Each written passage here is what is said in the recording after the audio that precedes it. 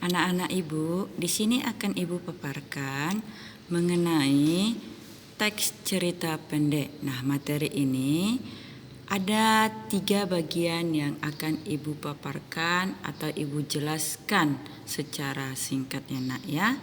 Yang pertama itu pengertian teks cerita pendek. Yang kedua, ciri-ciri teks cerita pendek. Dan yang ketiga, unsur-unsur intrinsik pada teks cerita pendek. Nah, yang pertama mari kita lihat.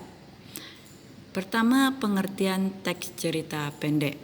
Teks cerita pendek atau cerpen adalah merupakan salah satu jenis karya sastra yang berupa karangan fikti yang memaparkan sebagian kisah kehidupan seseorang atau hanya satu peristiwa, atau juga dikatakan konflik atau permasalahan pada isi cerita cerpen tersebut tunggal yang diceritakan secara ringkas. Nah, perhatikan anak Ibu, kata fikti. Di sini kata fikti adalah tidak nyata ya. Tidak nyata atau dapat dikatakan hanya cerita khayalan saja ya nak ya. Nah, masuk yang kedua. Yang kedua yaitu ciri-ciri teks cerita pendek. Ciri-ciri cerpen di sini ada 6 bagian. Yang pertama, maksimal 10.000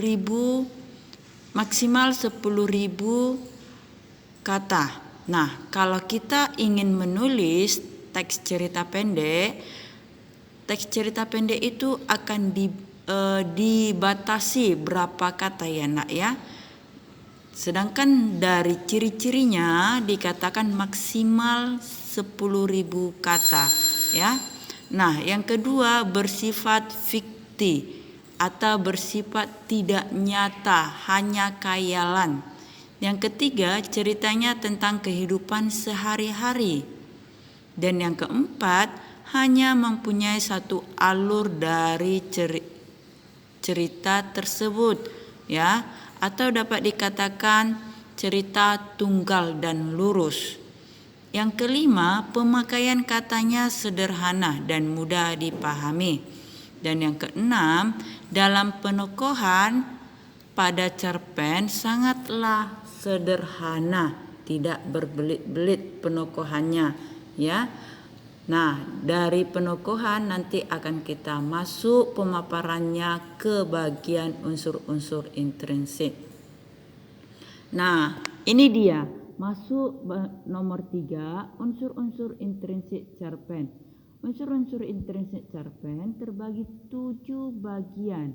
Yang pertama adalah suatu gagasan yang mendasari dari jalan cerita suatu cerpen. Tema itu adalah dasarnya ya.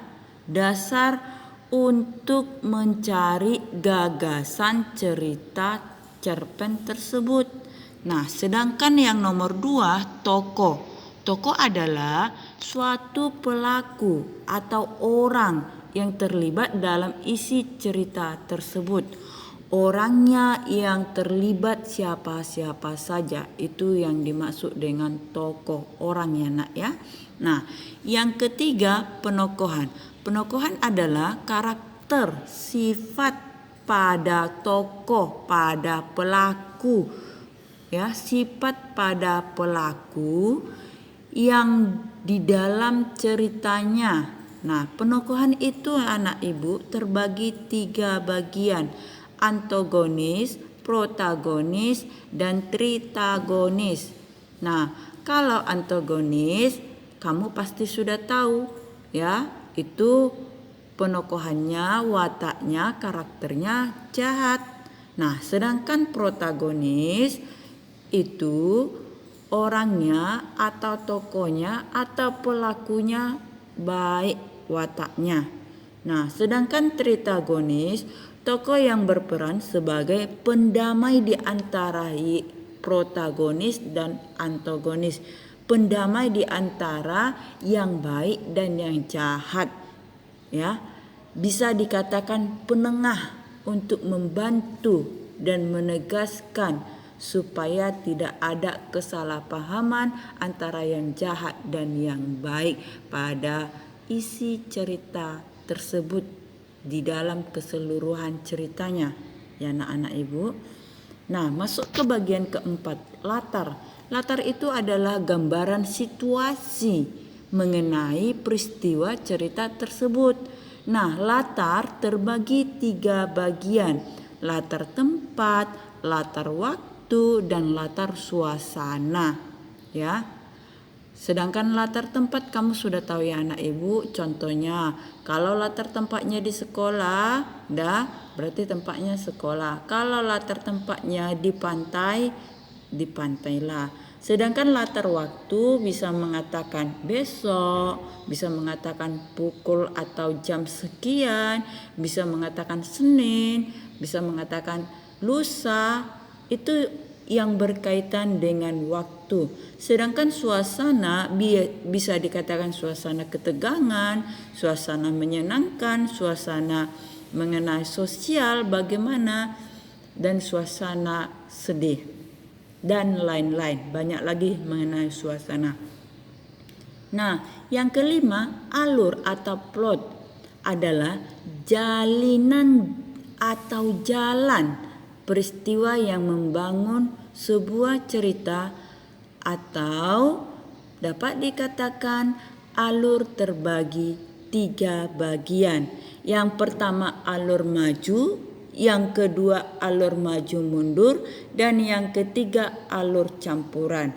Nah, sedangkan alur maju dia akan menceritakan maju mulai dari hari sekarang sampai esok sampai masa depannya, maju terus ya nak ya, tidak memikirkan ya atau tidak mengulang masa lampau ya, itu dia. Sedangkan kalau alur maju mundur dia akan menceritakan masa sekarang dan akan mengingat dan menceritakan masa lalunya. Mundur dia nak, masa lalunya. Contoh, dia menceritakan sekarang dan dia akan menceritakan 10 tahun yang lalu.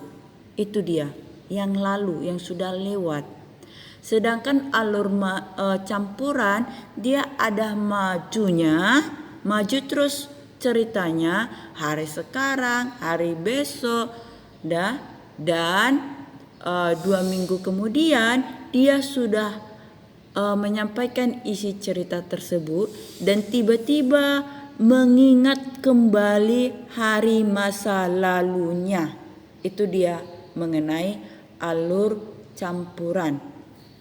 Nah, yang keenam, sudut pandang pencerita. Sudut pandang pencerita adalah posisi atau kedudukan pengarang dalam cerita tersebut sebagai apa dia. Ya, secara umum sudut pandang terbagi 2 bagian. Yang pertama, sudut pandang orang pertama, pelaku utama, ya, adalah sudut pandang yang menempatkan si pengarang sebagai menceritakan, dan di situ dia pelaku utama, tokoh utama, orangnya yang paling utama berperan. Ya nak ya. Nah, sedangkan sudut pandang ketiga adalah sudut pandang yang menempatkan pengarang di luar dari isi cerita tersebut. Dia tidak sebagai tokoh dalam isi cerita tersebut. Dia hanya sebagai pengarang, tidak terlibat dalam isi cerita tersebut. Ya nak ibu.